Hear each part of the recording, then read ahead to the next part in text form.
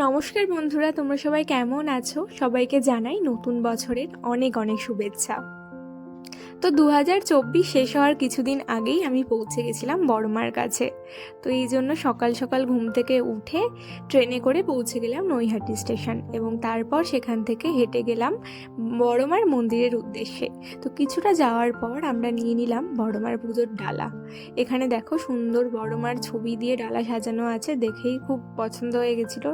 তো সেখান থেকে ডালাটা নিয়ে আমরা মন্দিরের উদ্দেশ্যে গেলাম এবং তারপর দেখলাম যে লম্বা লাইন, সেই লাইনের পিছু করতে করতে আমরা প্রায় 2 কিলোমিটার হেঁটে পিছনে মানে লাইনের পিছনটা খুঁজে পেলাম। তো সেখানে দাঁড়িয়ে পড়লাম।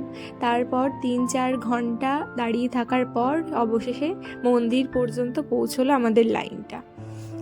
তো তারপর ভাবলাম হয়তো এইবারে বড়মার দর্শন করতে পারবো, কিন্তু না, তারপরেও এখন 1 ঘন্টা সময় লেগেছিল বড়মার সামনে পর্যন্ত পৌঁছাতে। তো সুন্দর করে লাইন দিয়ে আমরা ধৈর্য ধরে পৌঁছে গেলাম বড়মার মন্দিরে। এই মন্দিরের ভিতরে আলাদাই শান্তি রয়েছে, আর তোমরাও আমার ভিডিও থেকে বড়মার দর্শন করে নিও। আর এখানে মন্দিরটা নতুন করা হয়েছে, অনেকেই হয়তো জানো। তো এখানে পুজোর সিস্টেমটা কিন্তু খুব সুন্দর করে করা হয়েছে। যতই ভিড় হোক না কেন, এতক্ষণ লাইন দেওয়ার পরেও সুন্দর করে পুজো দেওয়া যায়। তো তোমরা আমার ভিডিও থেকে বড়মার দর্শন করে নিও আর কমেন্টে লিখে জানিও যে ভিডিওটা কেমন লাগলো তোমাদের। জয় বড়মা। জয় বড়মা।